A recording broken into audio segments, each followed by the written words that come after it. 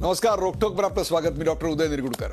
ज्यांच्या हातानं देशाचं भवितव्य पुढच्या पिढीचं घडवायचं तेच हात जर एखाद्या ज्योतिषापुढे पसरू लागले तर काय वर करायचं, हा खरा सवाल आहे. मात्र अशा कुठल्याही प्रश्नांची तमा न बाळगता हात दाखवून अवलक्षण झालंच.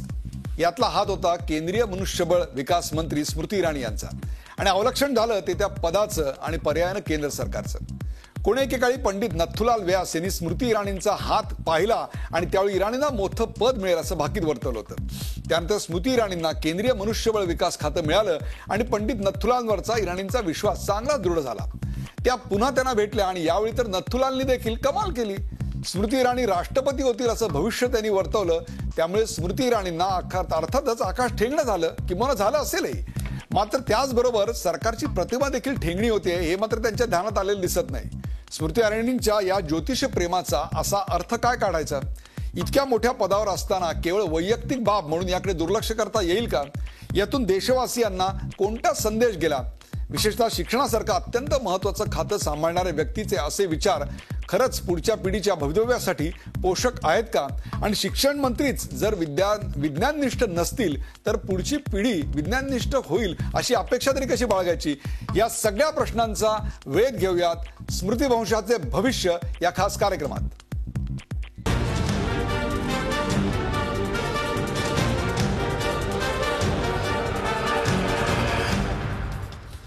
स्मृतिवंशाचे भविष्य या खास क्रमात पाहूया या विषयावरचा खास रिपोर्ट.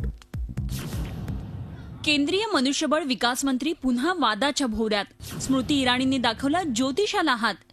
ज्योतिष बुवा म्हणतात, बहू भी कभी राष्ट्रपती बनेगी. आधुनिक शिक्षणाला दिशा देणाऱ्या केंद्रीय मनुष्यबळ विकास खात्याच्या मंत्री स्मृती इराणी एका ज्योतिषाकडे आपलं भविष्य पाहताना दिसून आल्यानं पुन्हा एकदा वादाच्या भोवऱ्यात अडकल्यात. राजस्थानमध्ये भिलवाडा इथं जाऊन त्यांनी चक्क आपला हात एका ज्योतिषाला दाखवलाय आणि आपलं भविष्य जाणून घेतलंय.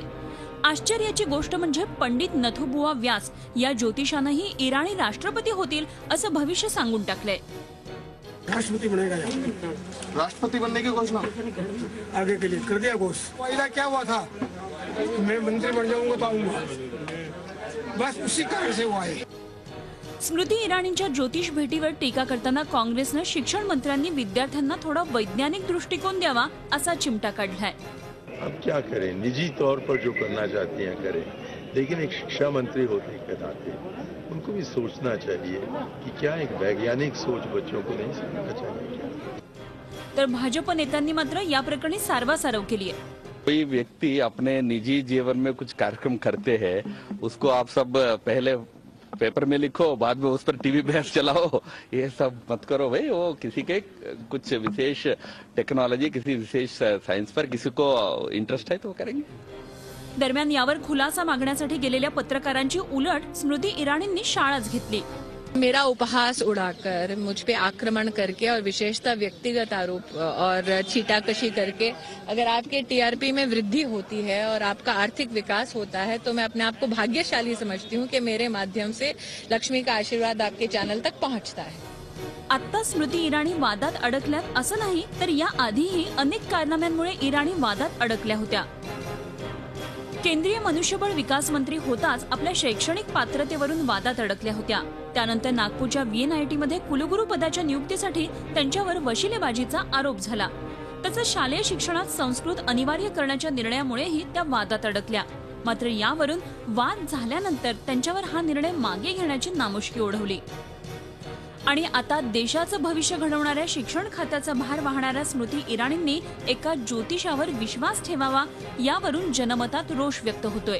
त्याचं जाहीर प्रदर्शन करावं हे हास्यास्पदच नव्हे तर चिंतेत टाकणारं असल्याची प्रतिक्रिया जनमानसातून व्यक्त होतीये. Bureau report, Zee media.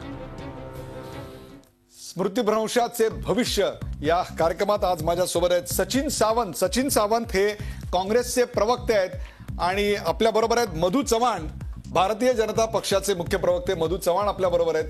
तसंच आमच्या ठाण्याच्या स्टुडिओमधून पंचांगकर्ते आणि खगोलशास्त्रज्ञ दाकृ सोमण हे देखील आहेत.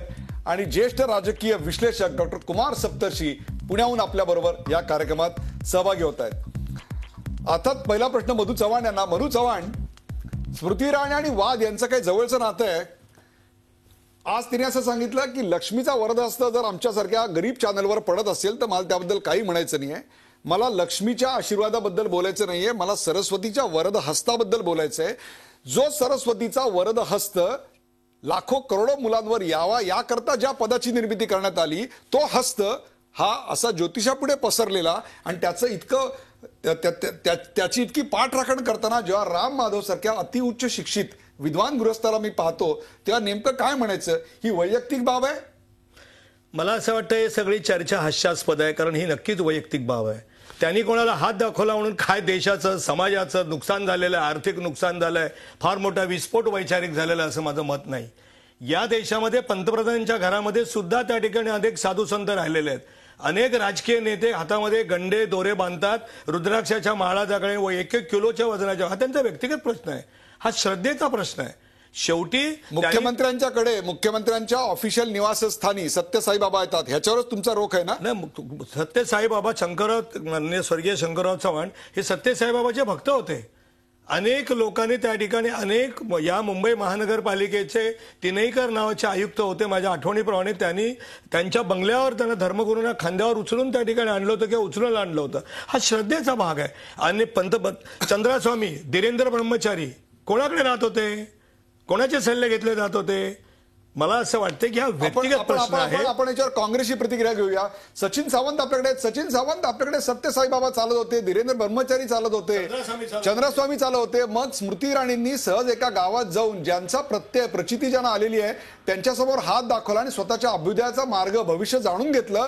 तर आपल्या पक्षाची एवढी पोटदुखी याचं कारणच काय? ही एक वैयक्तिक बाब आहे असं मधू चव्हाण म्हणतात. आपल्याला काय म्हणायचंय? पोटदुखी हा विषय नाही. विषय असा आहे की जे चित्र समाजासमोर जात आहे त्याच्या संदर्भामध्ये निश्चितपणे त्याचं विश्लेषण करण्याची आवश्यकता आहे. एक लक्षात घेतलं पाहिजे की आज नथुबाई व्यास यांनी त्यांचं भविष्य मागताना त्यांनी प्रश्न विचारला होता की काय, म्हणजे जे आमच्या दृष्टिकोनातून स्मृती इराणींनी असा प्रश्न विचारला होता की माझं भविष्य काय आहे. ते म्हणाले पूर्ण अंधकार आहे. ते म्हणाले माझ्या भविष्याचा अंधकार आहे का? नाही, तुमच्या भविष्याचा अंधकार नाही पूर्ण, परंतु या देशामधल्या युवा पिढीच्या भविष्याचा अंधकार मात्र निश्चित त्याच्यात दिसतोय असं निश्चित नथुबाई व्यास म्हणाले असतील. एक तर शिक्षणाचा सब्जेक्ट त्यांनी इंटरेस्टिंग करावा याकरता फार विचार करण्याची आवश्यकता आहे असं मला वाटतं, परंतु ते स्वतःचा सब्जेक्टच त्या ठिकाणी इंटरेस्टिंग करतायत असं मला दिसतंय त्याच्यातनं. कारण ज्या तऱ्हेनं एक पात्रता घ्या किंवा त्या ठिकाणी HRD मिनिस्टर म्हणून मनुष्यबळ विकास मंत्रालय ज्याला विविध शैक्षणिक सगळ्या ज्या काही गोष्टी एकत्र आणून त्या ठिकाणी असं तऱ्हेचं निर्माण केलं आणि देशाची पुढची युवा पिढी कशा तऱ्हेने घडेल याबाबत ते विचार करणार आहे. त्यामुळे कर्मप्रधान संस्कृती आपल्याला करायची आहे का स्वतःच्या. धीरेंद्र ब्रह्मचारी चंद्रास्वामी पंतप्रधान इंदिरा गांधींचे मार्गदर्शक होते, त्याच्याबद्दल बोला. चंद्रास्वामी धीरेंद्र ब्रह्मचारी त्याच्याबद्दल बोला ना, त्याच्याबद्दल बोला ना. ते तुम्हाला चालत होतं का? सचिन सावंत, तुम्ही उत्तर देण्या अगोदर मी एक छोटासा प्रश्न विचारतो. मधू चव्हाण त्यांनी सत्य साईबाबांना आणलं, त्यांनी धीरेंद्र ब्रह्मचारीनं आणलं, त्यांनी अमुकला आणलं म्हणून तुम्ही आता त्याच्या उलट तसंच करत राहणार आहात? चूक होतं, महाचूक करताय. मला त्यांची चूक होती असं मला अजिबात वाटत नाही. त्या श्रीमती इंदिरा गांधींच्या श्रद्धा असतील, स्वर्गीय शंकरराव चव्हाणांच्या श्रद्धा असतील, या ठिकाणी महाराष्ट्राच्या अनेक मुख्यमंत्री स्वर्गीय त्या ठिकाणी विलासराव देशमुख असतील, अन्य असतील, त्यांचे महाराष्ट्रामध्ये इंदोरमध्ये जाऊन कोणाला त्यांचा नमस्कार करतात, त्यांच्याशी त्या ठिकाणी अध्यात्मावर चर्चा करतात. त्यात गैर काय? हा प्रत्येकाचा श्रद्धेचा प्रश्न आहे. अनेक लोक, श्रीमती इंदिरा गांधी सुद्धा पंतप्रधानांची शपथ घेताना मुहूर्त बघत होते. आपल्याबरोबर दाक्रू सोमण हे पंचांग करतात आणि खगोलशास्त्र देखील आहेत. दाक्रू सोमण एक वैयक्तिक श्रद्धा म्हणून या देशाचा शिक्षण मंत्री, केंद्रीय मनुष्यबळ विकास मंत्री, सर्वात मोठं आणि महत्वाचं पद, नरसिंहराव त्याचे पहिले मंत्री झाल्याचं आपल्याला आठवत असेल. तो शिक्षण मंत्री आपला हात एका ज्योतिषाला दाखवतो, ही वैयक्तिक बाब म्हणायची काही कशाचं निदर्शक आहे असं वाटतं आपल्याला? नाही, इथे पक्षाचा प्रश्न नाही, कुठल्याही पक्षाचा असो. मनुष्यबळ विकास मंत्री हा आदर्श असला पाहिजे. पुढची पिढी आदर्श म्हणून त्याच्याकडे बघते आणि ही गोष्ट खाजगी आयुष्य नसतं. प्रत्येक क्षण हा आदर्श राहायला पाहिजे. म्हणजे समजा शाळेचा शिक्षक आहे, तो शिक्षकाचा त्याची वेळ संपल्यानंतर, शाळा संपल्यानंतर तो वाईट काम करायला लागला एखादं, चालेल का? नाही चालणार. हा एक गणवेश आहे. तेव्हा मला वाटतं कुठल्याही पक्षाचा प्रश्न नाही, ही कृती चुकीची आहे. ही खाजगी नाही, खाजगी असून चालणार नाही. आणि विचार करा, ज्यांच्या हातामध्ये भारताचं भविष्य आहे अशा तरुण वर्गाकडे आपल्याला हे सुपूर्द, तर कसं त्यांच्या पुढे आदर्श कसा राहील. मला गीता रहस्य ग्रंथाला लोकमान्य बाळ गंगाधर टिळकांच्या पुढच्या वर्षी 100 वर्ष होत आहेत. तेव्हा कर्मयोग, निष्काम कर्मयोग ह्याची शिकवण भारताला पाहिजे, तरच ते पुढे उपयोगी पडणार. मला डॉक्टर सोमण तुम्हाला एक प्रश्न विचारायचा आहे की एखाद्या ज्योतिषाकडे जाऊन हात दाखवणं किंवा कुंडली दाखवणं, त्याच्याकडून आपलं भविष्य जाणून घेणं की त्याविषयीची उत्सुकता असणं, हे वाईट कसं काय समजायचं? वाईट का सांगा ना जरा. वाईट म्हणजे कर्तृत्वावरती विश्वास पाहिजे. निष्काम कर्मयोग, आपले गीता आपल्याच देशात घडली, महर्षी व्यासाने लिहिली. आणि आपण निष्काम कर्मयोगाच्या आधी दैववादी आणि दैववादी बनत चाललो तर मला वाटतं भारताचं नुकसान आहे, पुढच्या पिढीचं नुकसान आहे. कारण हात दाखवून भविष्य कळत असतं तर सगळं भारताचं भविष्य अगोदरच लिहिलं गेलं असतं. त्या भारताचा हात कुठे तोही एकदा बघायला पाहिजे. अर्थात भविष्य, त्या भारताचा हात कुठे तोही एकदा बघायला पाहिजे. काय होतं माहितीये का, हे लोक आहेत ना, हे पक्ष प्रमुखांना अडचणीत आणतायत. लक्षात घ्या, पक्षप्रमुखांना अडचणीत आणतायत. परंतु पक्षप्रमुखांच्याच शपथविधीला जर एका बाजूच्या व्यासपीठावर साधू संतांची आणि ज्योतिषांची मांदियाळी बसलेली आपण जर पाहिली असेल, पार मुख्यमंत्र्यापासून ते आणखीन वरपर्यंत, तर नेमकं काय म्हणायचं? आपल्याबरोबर ज्येष्ठ राजकीय विश्लेषक कुमार सप्तर्षी आहेत. कुमार सप्तर्षी, ज्योतिषाकडे जाणं हा काय कायद्यानं गुन्हा नाही, मंदिरात जाणं हा काय गुन्हा नाही. जर सरकारी खर्चानं विठ्ठलाची पूजा होत असेल तर ती चालते. तर मग आधीच्या मुख्यमंत्र्यांनी आपल्या सरकारी निवासस्थानी जर सत्यसाईबाबांना आणलं तर त्याच्याविषयी जर आपल्याला काही आक्षेप नसेल, तर मग सहज जाता आता एखाद्या ज्योतिषाला हात दाखवला तर काय किस किस भाऊ का क्या चुका. एक असं याच्यातलं की भाजपचं मी सत्तेवर आल्यापासून पाहतोय, प्रत्येक चुकीचं समर्थन तीच चूक काँग्रेसने केली होती. पण आम्ही जे सामान्य जनता आहोत, आम्हाला काय घेणं आहे? आम्ही एवढंच म्हणतोय की भाजपची काँग्रेस होत चालली. काँग्रेसनं केलं तरी चूक आहे, शकत नाही. त्या भारताच्या शिक्षण मंत्री आहेत, सोमण म्हणाले त्याप्रमाणे लाखो मुलांचं भवितव्य घडवणार आहेत, सामान्य जनतेच्या मुलांचं. त्यांचं भवितव्य घडवताना तुमच्या मनात काय कल्पना आहे, या काही तुम्ही सांगता तेव्हा कळतं, काही तुमच्या बजेटमध्ये येतं तेव्हा कळतं, काही भाषणातून कळतं आणि काही तुमच्या आशाकृतीतून. जेव्हा तुम्ही दैववादी आहात, जेव्हा नशिबात, त्याचा अर्थच असा आहे की तुमच्या जीवनामध्ये कर्तृत्व वाचून तुम्हाला अचानक काहीतरी लाभ झालेला आहे, म्हणून तुमचा भविष्यावर विश्वास आहे. तर अचानकच त्या मंत्री झाल्या, अचानकच नेत्या झाल्या, अचानक नटी झाल्या, म्हणून त्यांना वाटते आणखीन अचानक उडी काय घेता येईल का. आणि भविष्यवाले नेहमी कोणालाही नाराज करत नाहीत, ते नेहमी त्यांना पुढचा आशीर्वाद देतात, आणखीन पुढचं. तर आता पुढची पायरी म्हणजे तुम्ही नरेंद्र मोदींची जागा घ्याल असं तर म्हणता येत नाही. ते झालं तर स्मृती इराणीची जागा संपेल तिथे. म्हणून मग राष्ट्रपती हा मधला मार्ग. म्हणजे याच्यामध्ये ज्योतिष, ते जे नथुबाई आहेत ते जास्त हुशार आहेत. आणि स्मृती इराणी ही आमच्या पोराबाळांच्या भवितव्याला कसा आकार देणार, मला सांगा ना तुम्ही. या विषयावरच आपण मधु चव्हाण यांचं मत जाणून घेणार आहोत. एका ब्रेकची वेळ झालेली आहे. आपण पाहतो अतिशय महत्वाच्या आणि इंटरेस्टिंग विषयावरची चर्चा, ती म्हणजे स्मृती इराणी. केंद्रीय शिक्षण मंत्री स्मृती इराणी यांनी आपला हात एका ज्योतिषाला दाखवला, आपलं भविष्य विचारले आणि त्याचं समर्थन भारतीय जनता पक्षातर्फे केलं जात आहे. का तर काँग्रेसच्या नेत्यांनी यापूर्वी देखील हेच केलं होतं. आपले सर्वच नेते मंडळी असे निघाले. त्यामुळे आपल्या नशिबाच्या, आपल्या हातावर जर त्या हातावरच्या रेषामुळे जर आपलं भविष्य घडत असेल तर आपल्या हातावर ज्याला विकासाची, अभिवृद्धीची अशी रेषा का बरं उमटली नाही, याचा उलगडा आपल्याला होणार आहे. ही चर्चा अशी चालू होणार आहे. स्मृती भविष्याचे भविष्य एका ब्रेक नंतर.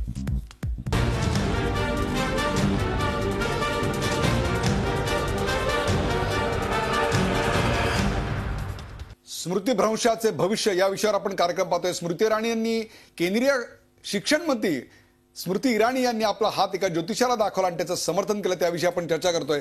मधू चव्हाण आपल्याबरोबर, भारतीय जनता पक्षाचे प्रवक्ते. मधू चव्हाण, एक वेळ सचिन सावंत यांची टीका राजकीय म्हणून आपण क्षणभर बाजूला ठेवूया, परंतु दाक्रू सोमण आणि कुमार सप्तर्षी हे दोन विद्वान गुरुस्त आहेत. त्यांनी काही महत्वाचे मुद्दे आपल्या समोर उपस्थित केले आहेत की समाज हा दैववादी न बनता प्रयत्नवादी किंवा विज्ञानवादी बनला पाहिजे. हे कृत्य समाजाला विज्ञानवादी बनवणार आहे का? ज्या गोष्टी तर्कानं किंवा विज्ञानानं सांगता येत नाहीत त्यांना आपण अंधश्रद्धा म्हणून समजतो, परंतु आजची ही जी कृती आहे ती कृती आपण अंधश्रद्धा म्हणणार का श्रद्धा म्हणणार? नक्कीच श्रद्धा, व्यक्तिगत श्रद्धा. माणूस नुसता पोटावर जगत नाही. कम्युनिझमचं त्या ठिकाणी थिअरी आम्हाला मान्यच नाही. माणूस हा भावभावनाने भरलेला आहे. उद्या आईला नमस्कार केल्यामुळे पेपर सोपा जात नाही. स्मृती इराणी तिथे असं त्या भविष्यकर्त्याला विचारायला गेल्या का की मी माझं खातं चालवते आहे, मी कुठल्या प्रकारचं धोरण स्वीकारू, कशा प्रकारचं टेक्नॉलॉजीला प्रोत्साहन देऊ, हे करायला गेल्या का? अनेक मान्यवर लोक जे स्वतःला समाजवादी समजतात, पुरोगामी विचार, फॉरवर्ड लुकिंग सो कॉल, त्या जे ते जास्त वर्तमान, माझा ऐका 2 मिनिटं, माझं पूर्ण ऐका, पूर्ण ऐका, माझं पूर्ण ऐका. त्या संपादकात जे संपादक त्या ठिकाणी वर्तमानपत्राचे संपादक आहेत त्यांच्या वर्तमानपत्रात राशी भविष्य दरवर्षी असतं, दर आठवड्याला असतं. या ठिकाणी अनेक चॅनल्सवर भविष्य सांगितले जातात. आज कर्क राश में क्या होगा, आज मेष राश में क्या होगा, का सांगितले जातात. अनेक लोक त्या ठिकाणी देवाला 21 मोदकांचा नैवेद्य ठेवतात. देव खातो का? किंवा देवाला श्रद्धेने सांगतात देवा मला या ठिकाणी आशीर्वाद दे. मला असं वाटतं माणसाचा एक भावविश्वास असतं. त्यांनी व्यक्तिगत जीवनामध्ये कोणाला हात दाखवला, काय आकाश कोसळणार आहे कोणाचं, काय मोठ्या देशाचं आर्थिक नुकसान झालं. हा त्या पुरोगामी त्यांनी कुठलं त्या ठिकाणी आपल्या खात्यामध्ये सचिन सावंत कुठला खात्याचा कारभार कसा असावा हे विचारलं का? धोरणं काय असावी हे विचारलं नाही, वैयक्तिक विचारलं.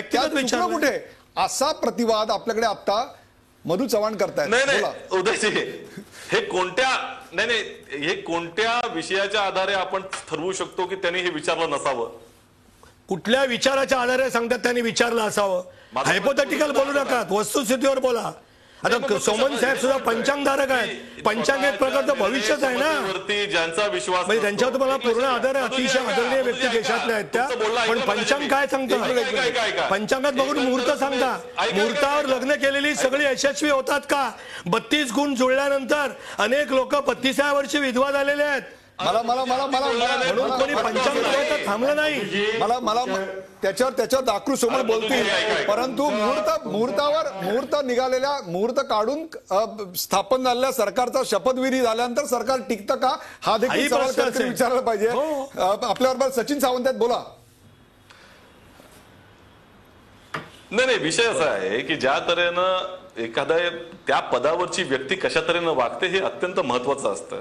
म्हणजे आताच आम्ही चर्चा करतानाच एक उदाहरण त्या ठिकाणी दिलं की एखादा शिक्षक असेल तर शिक्षकानं त्या ठिकाणी बाहेर जाऊन दारू पिणं गुन्हा नसेल, पण बाहेर जाऊन दारू प्यायला आणि सगळ्यांच्या समोर त्या ठिकाणी तसं वर्तन केलं तर त्याचं उदाहरण काय जाऊ शकतं, हा एक मुद्दा आहे आणि त्याच्या संदर्भामध्ये चर्चा होणं आवश्यक आहे. एखादा ह्युमन रिसोर्सेस डेव्हलपमेंटचा मंत्री ज्याचं अगोदरचं भविष्य खोटं ठरलेलं आहे हे लक्षात घ्या. म्हणजे त्यांच्या बाबत अगोदरचं भविष्य असं होतं की ह्या काहीच करू शकणार नाहीत. कदाचित ते भविष्य वेगळ्या अँगलने विचार केला असेल, त्यांचा कार्यभाराच्या अनुषंगानं असेल, पण तशा तऱ्हेचं त्यांना केलं होतं, परंतु ते देखील ते चुकीचं झालं. आता ते म्हणतात हे योग्य ठरलं तुमचं भविष्य म्हणून त्या परत गेल्या. आता त्यांना प्रेसिडेंट व्हायचं. आता हा विषय असा आहे की त्या ठिकाणी सत्संग आणि भविष्याची चिंता वाहणारा ह्या 2 गोष्टी वेगळ्या आहेत. श्रद्धेचा भाग काय असू शकतो हा प्रत्येकाचा अंतर्गत भाव असला तरी देखील त्या ठिकाणी ज्यावेळेला मीडिया समोर येतं, लोकांच्या समोर जातं, संपूर्ण देशातली तरुण पिढी त्याच्याकडे पाहते आहे, त्यावेळेला हा विचार करणं निश्चितपणे आवश्यक राहणार आणि त्याची चर्चा होणारच आहे. आपल्याला दाक्रू सोमण श्रद्धेच्या नावावरती प्रत्येक विषय उडवून लावायचा हे चुकीचं आहे. दाक्रू सोमण आपल्याला दाक्रू सोमण तुम्हाला एक प्रश्न असा आहे आणि तो प्रश्न असा आहे की ज्या वेळेला एक शिक्षण मंत्री आपला हात दाखवते आणि त्यापेक्षा सुद्धा त्याचं स्पष्टीकरण समर्थन करते, याचा भावी पिढीवर काय बरा परिणाम होणार आहे हा एक प्रश्न. तर दुसरा प्रश्न असा आहे की भविष्य बघणे किंवा भविष्य जाणून घेण्याची उत्सुकता असणे हा मानवी स्वभाव आहे. तो मानवी स्वभाव त्यांच्यात दिसला त्याबद्दल त्यांना आपण दोषी मानणार नाही. एक गोष्ट आहे, जोपर्यंत मन आहे तोपर्यंत कुतूहल जिज्ञासा हे असणार भविष्याबद्दल, त्याच्याबद्दल संदेश नाही. माणसाला खाजगी आयुष्य असतं, पण जेव्हा एखाद्या मोठ्या पदावरती आदर्शवत व्यक्तिमत्व असतं आणि अशा वेळी लोक तुमचं अनुकरण करतात मला तुम्ही सांगा तरुण पिढीवरती काय परिणाम होईल याचा, की ते सगळी तरुण मंडळी काय हात दाखवून भविष्य घडणार आहेत का? कर्तृत्ववान माणसं जी होतात ना ती भविष्य बघून कर्तृत्व गाजवत नाहीत, ते भविष्यच बघत नाहीत, भविष्य घडवत असतात. हातावरच्या रेषा भविष्य घडवत नाही, मनगटातील जोर. खरं म्हणजे त्यांनी काम त्या हाताने करायला पाहिजे. ज्योतिषाकडे हात पसरण्यापेक्षा हाताने चांगलं काम करून आदर्शवत तरुणांकडे. मला आणखी एक वाईट वाटलं की त्यांनी त्याचं स्पष्टीकरण केलं. तुमच्या मीडियावरती जे त्यांनी सांगितलं हे चुकीचं आहे, असं स्पष्टीकरण होता कामा नये. आणखी एक महत्वाची गोष्ट मला सांगायची आहे की खाजगीरित्या त्या गेल्या, मग त्यांच्याबरोबर कॅमेरे कसे गेले, त्यांचे फोटो कसे प्रसिद्ध झाले. म्हणजे हे खाजगी नाही, हे प्रसिद्ध करण्यात आलेलं आहे. हे चुकीचं आहे, एवढंच मला सांगायचं आहे. ते प्रसिद्ध करण्यामागे समाजाला दैववादी बनवायचं आहे का, विद्यार्थ्यांना दैववादी बनवायचं आहे का, याच्या आडून शिक्षणाचा आणि मानवी व्यवहाराच्या भगवीकरणाचा डाव आहे का, या सगळ्याची आपण चर्चा करणार. का ब्रेक नंतर कुठे जाऊ नका, पाहत राहा झी 24 तास. आपण पाहताय स्मृतिभ्रंशाचं भविष्य.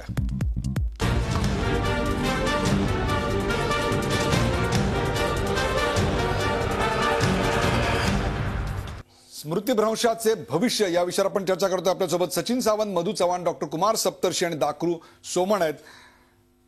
मधु चव्हाण, स्मृती इराणी या ख्यातनाम अभिनेत्री, छोट्या पडद्यावर एक प्रकारे त्यांचं साम्राज्य होतं. क्योंकि सास भी कभी बहू थी ही त्यांची अतिशय पॉप्युलर सिरियल.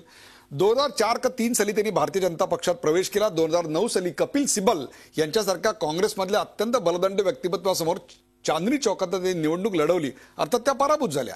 2014 साली त्यांनी तेच धाडस राहुल गांधींच्या विरोधात दाखवलं, त्याही त्या निवडणूक हारल्या.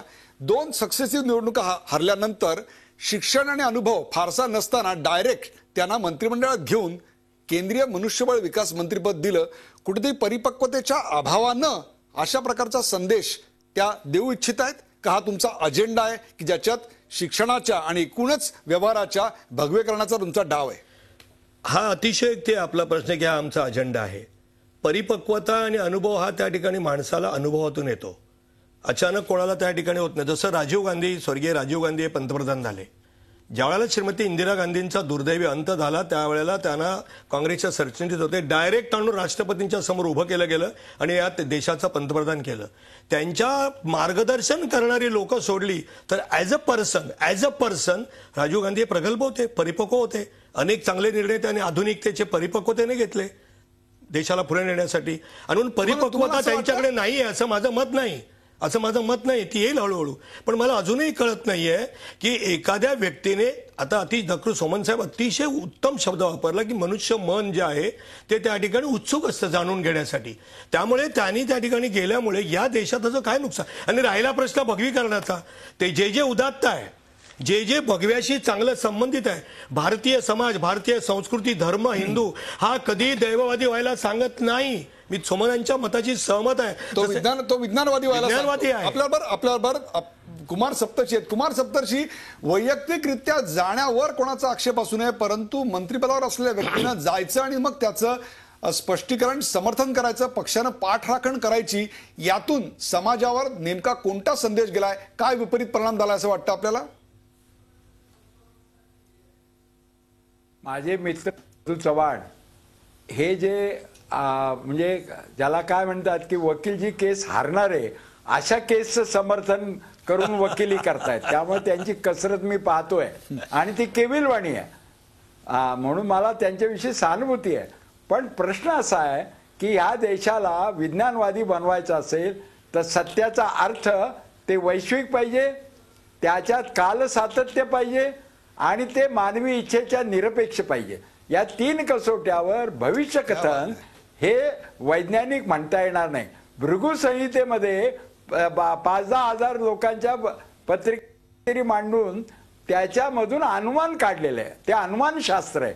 आणि त्याच्यामध्ये पुन्हा एक आहे की त्या वैयक्तिक आणि सामाजिक हे जेव्हा तुम्ही मोठ्या सत्ता पदावर जातात आणि विशेषतः एक SSC झालेल्या बाईला सबंध देशाची पिढी घडवायचं आणि जगामध्ये तिला पाठवायचं, त्याच्यात ती टिकणारी पिढी पाहिजे, अशी पिढी बनवायची, तर त्यांना तुम्ही भविष्य पाहावं आणि वैयक्तिक श्रद्धा म्हणून पाहावं, पण जेव्हा तुम्ही सार्वजनिक जीवनात येतात तेव्हा तुमचं खाजगी जीवन लोकांवर परिणाम करत असतं. तर हे अगदी चुकीचा संदेश गेलेला आहे की मुलं परीक्षेच्या वेळेला पास होण्याच्या ऐवजी भविष्य पाहतील, आणि असे भविष्यवाले खूप मिळतात बाजारू की त्याच्या मनात काय ते बघून सल्ला देणारे. आत्ताचा सल्ला हा स्मृती इराणींच्या मनात काय ते बघून दिलेला सल्ला आहे. ते याचं त्यांनी तरी कशाला समर्थन करायचं, सांगायचं बाबा मी गेले होते तुम्ही दुर्लक्ष करा. आणि तिथे मगा सोमण म्हणाले तो मुद्दा फार महत्वाचा आहे. तुम्ही तुमच्या कार्यक्रमात मंदिराचा कार्यक्रम दिला की तो कलेक्टर पासून सगळ्या शासकीय यंत्रणेला कळतो, प्रेसला कळतो, मीडियाला कळतो, मग ते सगळे तिथे येतात आणि त्यांच्या समोर तुम्ही हा उद्योग कशासाठी करता असा प्रश्न आहे. म्हणून खाजगी जीवनाची नीतिमत्ता वेगळी असते, सार्वजनिक जीवनाची वेगळी असते, असा सुद्धा सिद्धांत काढतात.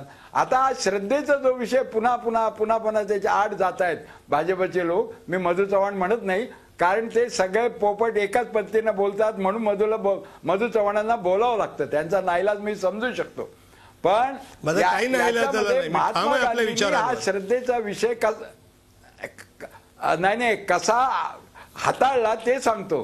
ते म्हणाले मी आस्तिक्य बुद्धीवाला आहे, म्हणजे माणूस हा विचित्र प्राणी आहे, मागे जातो पुढे जातो, विध्वंस करतो, हिंसा करतो, युद्ध करतो, पण तरी हळूहळू पावला पावलानी मुंगीच्या पावलानी पुढे जातो. आणि तो पुढे जाणार यावर विश्वास असणं ही आस्तिक्य बुद्धी आहे. ही तुमची श्रद्धा म्हणजे भविष्य पाहणं, म्हणजे अनुमानात भविष्य सांगणारा कसा आहे काय सांगता येतं. सोमणांचं मत का वेगळं आहे. मगा मधू चव्हाण म्हणाले की सोमण सुद्धा मग भविष्यच पाहतात. नाही, पंचांगामध्ये ग्रहांचं ज्ञाना आधारे एकादशी कधी, पौर्णिमा कधी हे सांगितलं जातं, ग्रहण कधी हे तिथं कॅल्क्युलेशन्स येतात आणि खगोलशास्त्र, आणि ते सार्वत्रिक आहे, वैश्विक आहे, त्याच्यात काल सातत्य मला माहित असतं तरी ते घडणार आहे. मी दाखरू मानवी इच्छेनं म्हटलं ग्रहण नको तरी ग्रहण होतं. दाखरू सोमण यांचं मत याच्यावर, दाखरू सोमण यांचं मत आपण जाणून घेऊ. पण सचिन सावंत आपल्या बरोबर. सचिन सावंत, एक सवाल असा आहे की हा सगळा प्रश्न एका परिपक्वतेचा आहे का, की एका व्यक्तीची परिपक्वता हा सवाल आहे का, किंवा त्याहीपेक्षा सुद्धा या सगळ्याचा परिणाम केवळ एका व्यक्तीवर होईल का, संपूर्ण एनडीए सरकारकडे पाहायचा लोकांचा दृष्टिकोन यातून बदलणार आहे, काय वाटतं आपल्याला? नाही, एक लक्षात घेतलं पाहिजे की एनडीए मध्ये ज्या तऱ्हेचं आता जे एक सरकारचं एक गठन झालेलं आहे, एक तर पहिली गोष्ट म्हणजे त्यांची कथनी आणि करणीमधला प्रचंड प्रमाणामध्ये फरक लोकांना जाणवतोय. म्हणजे आता खोटं बोलण्याला देखील मोदीगिरी करतं असं म्हटलं जात आहे. त्यामुळे हे सगळे समोर येत चाललंय लोकांच्या. आज ज्या ज्या प्रगल्भता हे दाखवतायत हे सगळे मंडळी, मला असं म्हणायचंय की साधी गोष्ट आहे की ज्या मगाशी निष्काम कर्मयोगाच्या संदर्भामध्ये भगवद्गीतेमध्ये जे सांगितलेलं आहे, त्या भगवद्गीतेतला एक श्लोक आता आठवतोय मला की यद यद आचरती श्रेष्ठः तत्तत एव इतरे जनः सहा यत्प्रमाणम कुरुते लोकः तत् अनुवर्तते. म्हणजे जसे समाजातील श्रेष्ठ जन त्याचं जशा तऱ्हेनं त्या ठिकाणी वर्तवणूक करतात, त्याचं अनुकरण हे समाजातली पुढची पिढी करत असते, इतर जनता करत असते, आणि त्याचा प्रचंड मोठा परिणाम समाजावर होत असतो. त्यामुळे जर ज्या देशाचा राजा दारुडा असेल किंवा ज्या देशाचा राजाच त्या ठिकाणी जुगार खेळणारा असेल, त्याची पुढची पिढी कशी त्या ठिकाणी होईल त्या राजाचा आदर्श घेणार हे साहजिक आहे. त्यामुळे अशाच तऱ्हेचं वर्तन ज्या वेळेला एखाद्या व्यक्तीकडनं होतं ज्याच्याकडे ही भविष्य घडवण्याची जबाबदारी दिलेली आहे देशाची, त्यावेळेला याची चिकित्सा निश्चितपणे होणार आहे. आणि अशाच तऱ्हेचं वर्तन जे आहे, तुम्ही तर पहिल्यांदा पहा की स्वतः आमचा आक्षेप कशाला होता की ज्या वेळेला स्मृती इराणींनी आपल्या ऍफिडेव्हिटमध्ये खोटेपणा दाखवला, त्यामुळे खोटं दाखवणारा व्यक्ती त्या ठिकाणी शिक्षणाची व्यवस्था सांभाळतोय. ज्याचा जे एमओएस आहेत एचआरडीचे आता, त्यांचेही प्रताप त्या ठिकाणी समोर आलेले आहेत. त्यामुळे त्यांच्या तऱ्हेनं अशी जी त्यांच्यावरती जबाबदारी दिलेली आहे, ही व्यक्ती खऱ्या अर्थानं आदर्शवत आहेत का, हे त्यांचं व्यक्तिमत्व आहे का? बरं, मग त्याच्यानंतर मला फक्त एका वाक्यात सचिन सावंत एका वाक्यात उत्तर द्या की हा सवाल एका व्यक्तीचा आहे का, हा संपूर्ण सरकारकडे बघायचा दृष्टिकोन लोकांचा यामुळे बदलणार आहे? नाही, या संदर्भामध्ये निश्चितपणे आता ह्या डिपार्टमेंटचा ज्या सांभाळत आहेत त्या स्मृती इराणींचा त्या ठिकाणी असेल, व्यक्ती सापेक्षच त्या ठिकाणी पाहावं लागेल. परंतु निश्चितपणे इतरही अनेक उदाहरण त्या ठिकाणी दिसतात ज्या वेळेला नरेंद्र मोदी काय म्हणतात की बलात्काराच्या संदर्भामध्ये आम्ही फार मोठ्या तऱ्हेनं एक संवेदनशील राहू आणि रेपिस्टला त्या ठिकाणी मंत्रिमंडळामध्ये ठेवले आहेत. भ्रष्टाचाराच्या संदर्भामध्ये फार मोठ्या ठिकाणी त्यांनी बोलतात. परंतु तुमचं मत आहे की या सगळ्याचा परिणाम एक प्रकारे एका व्यक्तीवर जरी असला तरी त्याचं परिमाण हे संपूर्ण सरकारवर असू शकतं. चर्चा अशी चालवणार एका ब्रेक नंतर. कुठे जाऊ नका, पाहत राहा झी24 तास. आपण पाहताय स्मृतिभ्रंशाचं भविष्य.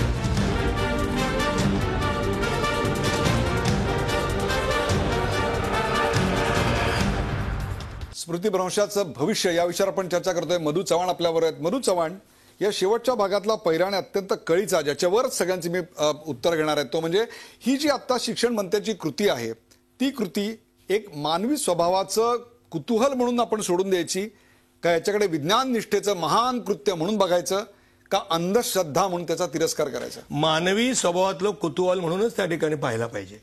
जसं एखादी मूल जन्माला आल्यानंतर ब्राह्मणांकडे जातात आणि त्याची जन्माची वेळ आणि तारीख सांगितली जाते आणि मग तो पंचांग उघडतो आणि पंचांग उघडल्यानंतर त्याची पत्रिका देखील केली जाते. हा एवढी वर्ष जगेल, हा अमुक होईल, चांगला शिकेल, अमुक वरेल.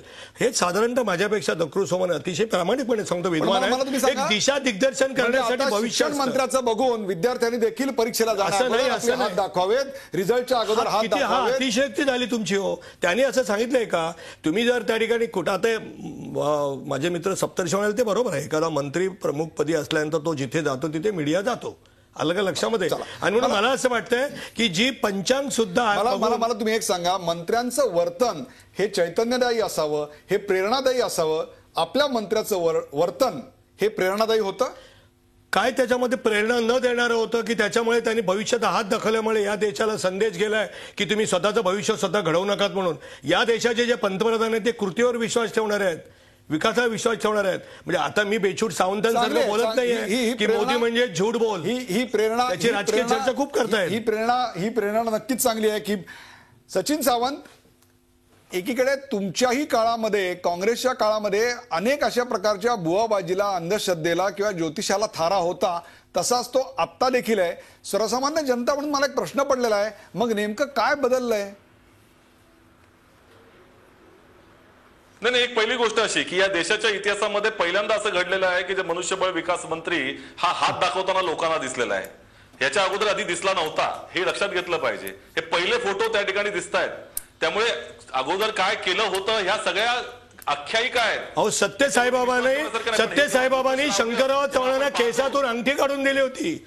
सत्यसाईबाबांनी शंकरराव चव्हाणांना केसातून अंगठी काढून दिली होती. ते पाहिलं नाही का? ते पाहिलं नाही का?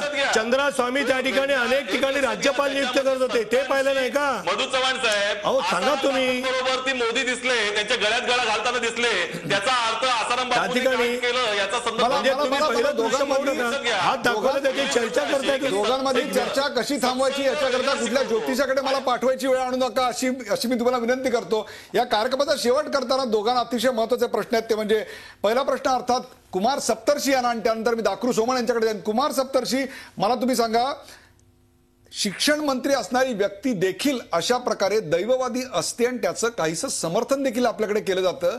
हे नेमकं कशाचं लक्षण मानायचं? शिक्षण पद्धतीचं अपयश मानायचं का वैयक्तिक मानसिक एक प्रकारचं काय ज्याला म्हणू आपण कुतूहल मानायचं?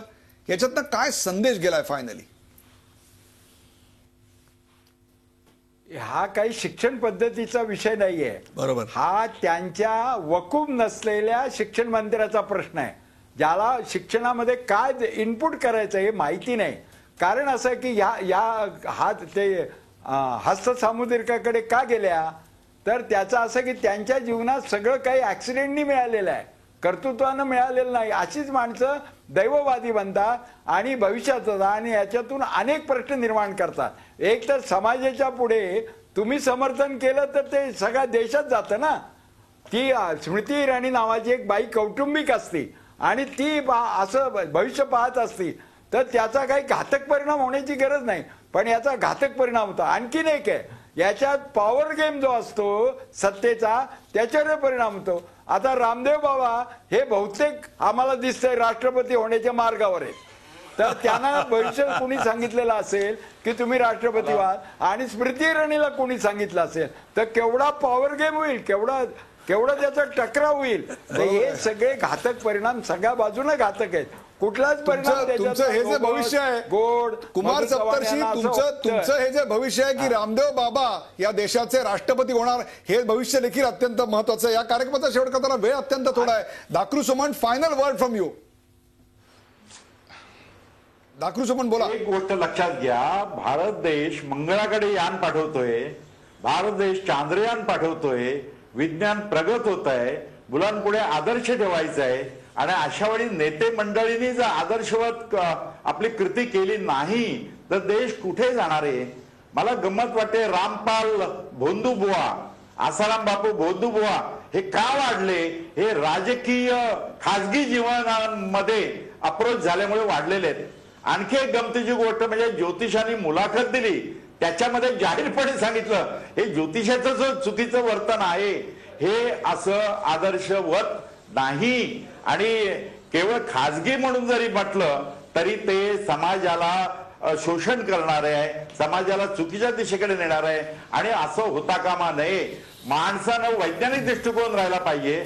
आणि मंगळयान चंद्रयान जेव्हा आपण पाठवतो आणि मंत्री जर हात दाखवत असतील तर विद्यार्थी सुद्धा कुठे जातील, कुठल्या मार्गाने जातील हे सगळं लक्षात घ्यायला पाहिजे. आणि मला वाटतं चूक तर चुकीचंच सांगायला पाहिजे.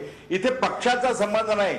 बुवाबाजी वाढते, माणसं देववादी आणि दैववादी होत आहेत. अगदी बरोबर आहे. भारताच्या कार्यक्रमाची वेळ दाखलू सोमन, कार्यक्रमाची वेळ दुर्दैवाने संपत आलेली आहे. परंतु राजकारण हे काही डेली सोप सारखं नाही की काल काय घडलं होतं ते आज लोक विसरून जातात आणि पुन्हा नव्यानं बघायला लागतात.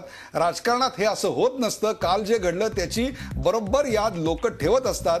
इतकी चर्चा केल्यानंतर स्मृती इराणींपर्यंत पोहोचेल अशी माझी अपेक्षा नाही. परंतु अशा प्रकारचं वर्तन केल्यानंतर आपल्यावर काय टीका होऊ शकते याची जाणीव जर भारतीय जनता पक्षातल्या छोट्या मोठ्या महाराष्ट्रातल्या नेत्यांना जरी झाली तरी सुद्धा त्यांना स्मृतीभ्रंशाचा जो रोग आहे तो रोग जडणार नाही. आणि त्यांचं आणि त्यांच्या पक्षाचं आणि पर्यायाने या देशाचं भवितव्य आणि भविष्य निश्चित चांगलं असू शकेल अशी इच्छा व्यक्त करतो. या कार्यक्रमात सहभागी झाल्याबद्दल सर्व मान्यवरांचे आभार. ताज्या बातम्यांसाठी पाहत राहा झी 24 तास. रहा एक पाऊल पुढे.